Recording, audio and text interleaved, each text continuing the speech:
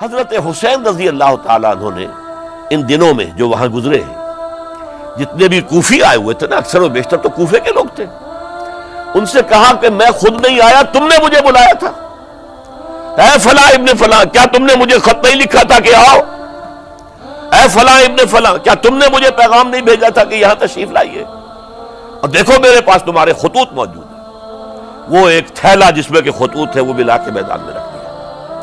20 جو ہے خاندان بنی ہاشم میں سے شہید ہوئے ہیں۔ حضرت حسین رضی اللہ تعالیٰ عنہ کا ایک بہت ہی انفنٹ چھوٹا بچہ وہ بھی شہید ہوا۔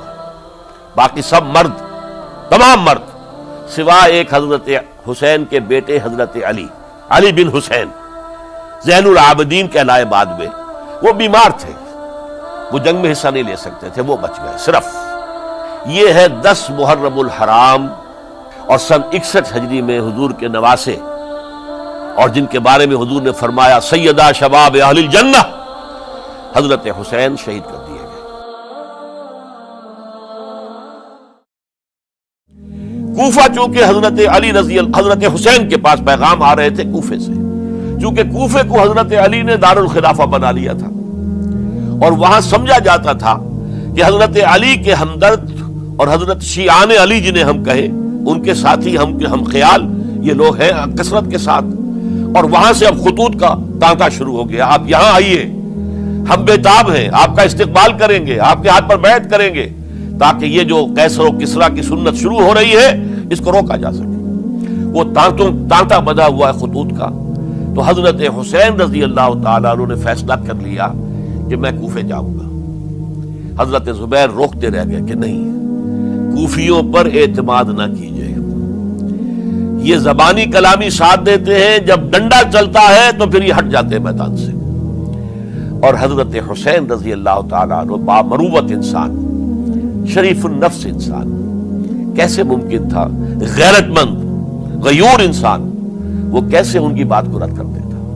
لہذا اچھا چلو چلتے ہیں کوفے کی طرف۔ آگے بڑھتے چلے گئے، کربلا میں پہنچ گئے، جو کچھ وہاں ہوا ہے پھر آپ کو معلوم ہے۔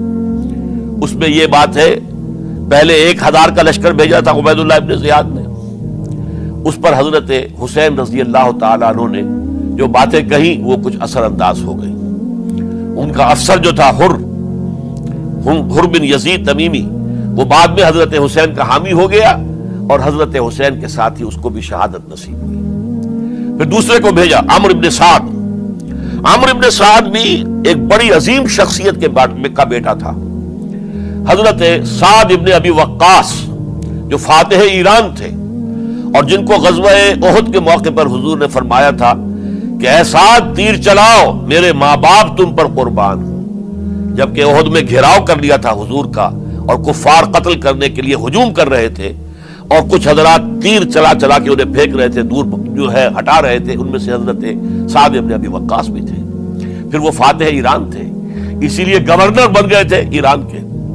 سعد جو ہے ان کا بیٹے، یہ عمرو جو ہے، یہ اب ایک بڑے صوبے کا گورنر بھی تھا، اس وقت 4000 آدمی دے کر بھیجا، وہ بھی نرمی کرتا رہا، اس نے کوئی تشدد نہیں کیا، اس کے اندر بہرحال اپنے عظیم باپ کے خون کا کچھ اثر تھا۔ لیکن یہ کہ پھر ابن زیاد کو اطلاع مل گئی کہ عمرو ابن سعد جو ہے وہ تو لے تو لال کر رہا ہے، حملہ نہیں کر رہا، قتل نہیں کر رہا، بلکہ یہ کہ وہ تو اس راستہ بھی دینے کے لیے تیار ہے کہ نہ مدینے کی طرف جائیے اور نہ آپ مکے کی طرف جائیے، نہ کوفے کی طرف جائیے، بلکہ آپ چاہے تو دمشق چلے جائیں، یزید سے اپنا معاملہ کر لیں۔ اس پر ابن زیاد نے پھر وہاں سے خط لکھا ہے، میں نے تمہیں اس کام کے لیے بھیجا تھا، میں نے تمہیں حکم دیا تھا، حسین سے میری بیعت لو، یعنی میری بیعت کے ذریعے یزید کی بیعت لو، اور اسے پکڑ کر لا کر میرے سامنے پیش کرو۔ لہذا پھر اس نے ایک بہت خونخوار شخص کو زیادہ فوج دے کر بھیجا ہے، اور وہ جو ہے اس نے آ کر جو ہے شمر نے پھر اس نے فیصلہ کن معاملہ کیا۔ حضرت حسین رضی اللہ تعالیٰ عنہ نے ان دنوں میں جو وہاں گزرے ہیں، جتنے بھی کوفی آئے ہوئے تھے نا، اکثر و بیشتر تو کوفے کے لوگ تھے، ان سے کہا کہ میں خود نہیں آیا، تم نے مجھے بلایا تھا، اے فلاں ابن فلاں، کیا تم نے مجھے خط نہیں لکھا تھا کہ آؤ؟ اے فلاں ابن فلاں، کیا تم نے مجھے پیغام نہیں بھیجا تھا کہ یہاں تشریف لائیے؟ اور دیکھو میرے پاس تمہارے خطوط موجود ہیں. وہ ایک تھیلا جس میں کہ خطوط ہے وہ بھی لا کے میدان میں رکھ دیا. یہ حضرت حسین رضی اللہ تعالیٰ عنہ کی شرافت اور اپنی صاف دلی. کوئی اس کے اندر عیاری نہیں تھی ان کے اندر، معاذ اللہ ثم معاذ اللہ. لیکن یہ کہ اس کا نتیجہ اچھا نہیں نکلا. نتیجہ کیا نکلا؟ اب انہیں پتا چل گیا کوفیوں کو، اگر اب حسین زندہ دمشق پہنچ گئے یزید کے پاس تو یہ ہم سب کا بھاڑا پھوڑ دیں گے، ہماری شامت آ جائے گی. لہذا اب تو کسی صورت انہیں زندہ نہیں رہنے دینا. یہ ایک بڑا اہم واقعہ، نوٹ کر لیجیے اس کو.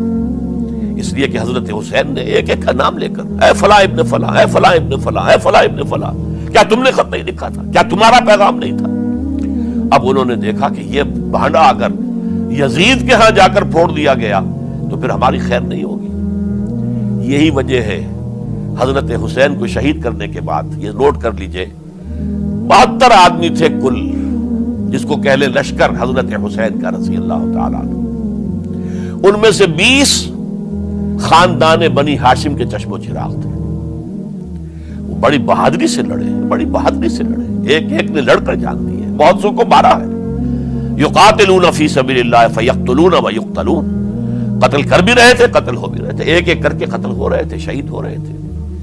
20 جو ہے خاندان بنی ہاشم میں سے شہید ہوئے. حضرت حسین رضی اللہ تعالیٰ عنہ کا ایک بہت ہی انفنٹ چھوٹا بچہ وہ بھی شہید ہوا ہے. باقی سب مرد، تمام مرد، سوائے ایک حضرت حسین کے بیٹے حضرت علی بن حسین زین العابدین کہلائے بعد میں. وہ بیمار تھے، وہ جنگ میں حصہ نہیں لے سکتے تھے، وہ بچ گئے صرف. اچھا، حضرت حسین شہید ہو گئے. یہ ہے 10 محرم الحرام سن 61 ہجری. کیا مطلب ہے؟ حضور کے انتقال کے ٹھیک 50 برس بعد، سن 11 ہجری میں حضور کا انتقال، اور سن 61 ہجری میں حضور کے نواسے اور جن کے بارے میں حضور نے فرمایا سیدہ شباب اہل الجنہ، حضرت حسین شہید کر دیے گئے. اور اس کے بعد اس لشکر نے خیموں کو آگ لگا دی. یہاں نقطہ سمجھ لیجیے، آگ کیوں لگائی؟ انہیں معلوم تھا ہمارے خلاف ڈاکومنٹری پروف موجود ہے وہاں پر، وہ ہمارے خطوط کے تھیلے وہاں موجود ہیں. اگر وہ باقی رہ گئے تو ہماری شامت آ جائے گی، ہمیں کون بچائے گا؟ تاکہ وہ ریکارڈ جو ہے ان کا وہ تلف ہو جائے، سارے خطوط جو ہیں وہ جل جائیں، تاکہ ان کے خلاف ثبوت باقی نہ رہے. یہ عظیم سانحہ کربلا ہے